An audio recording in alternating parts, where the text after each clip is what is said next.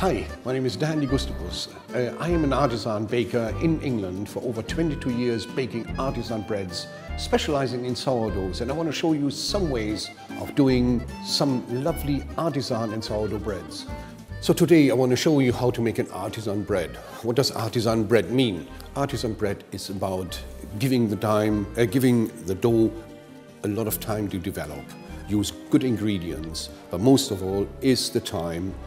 And naturally, everything needs to be clean. By that, I mean not your general cleanliness, but no artificial ingredients and no processing herbs, which is very often used in the commercial breads. And it's such a satisfying loaf, and naturally it is a sourdough. And what you will be needing here is, first of all, about 60 milliliters of water, some 35 grams of wholemeal flour, and about 35 grams of sourdough. And that is a starter which I will add together.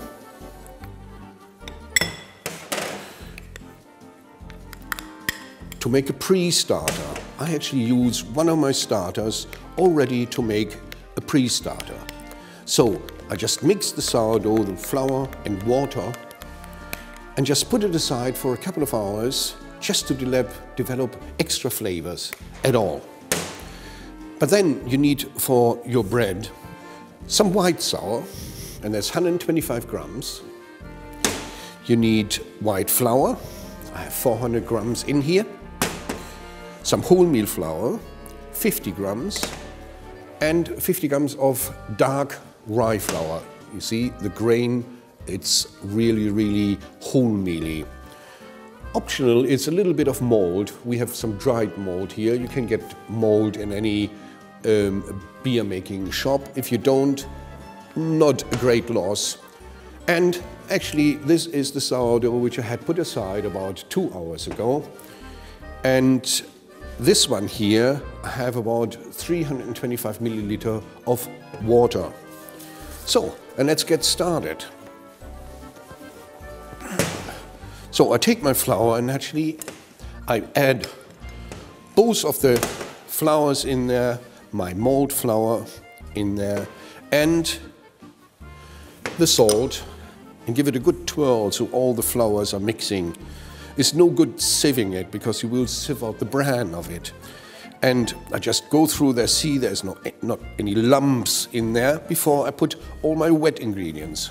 Notice the absence of yeast, because I will make a pure sourdough, just naturally starting with its sourdough flavors. And my starter, which I have put out for a couple of hours. So we have, oh, lovely flavor, lovely.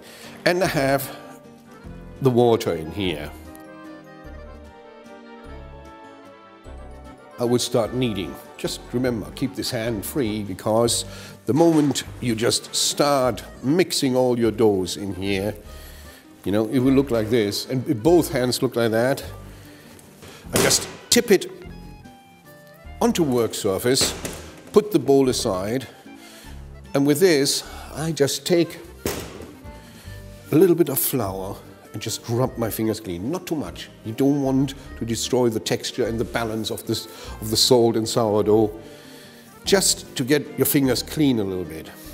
This is quite a soft dough, and so it needs gentle kneading, not this bashing about. It's not working out your frustration on this dough. So, now most important, the fingers are halfway clean. I try now gather my ingredients and I want to incorporate them all. So I take everything in, see that? And what I do, and I will show it to you in slow motion, I just stretch this a little bit, fold it over, hold it and give it a turn. So by this I incorporate a lot of air in there, and I stretch the gluten, which needs to be exercised. It's not, by far, not done that.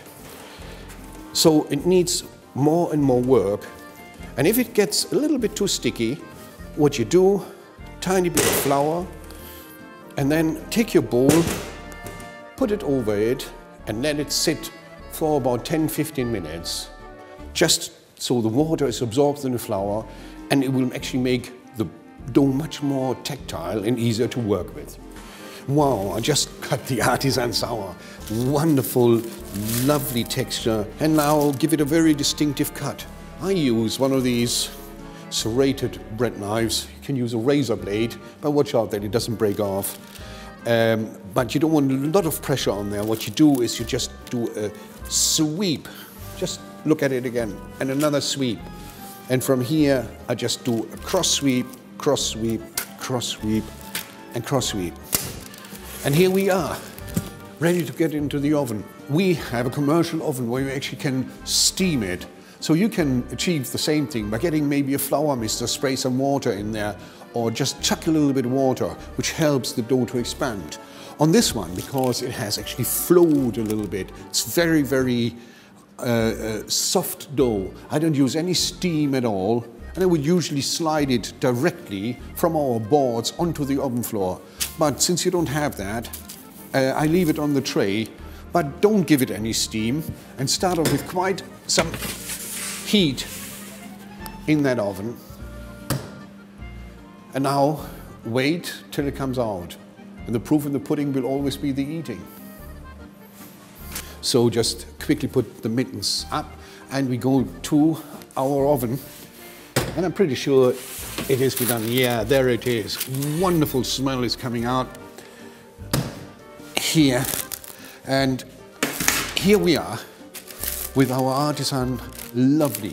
I slightly par-baked my bread. I don't bake it all the way through because I leave it for a moment. You can always freshen it up. Put it back in the oven for another 10 minutes to give, you know, on a very high heat, a bit darker crust or crumb. But for me, this one is a perfect start of it.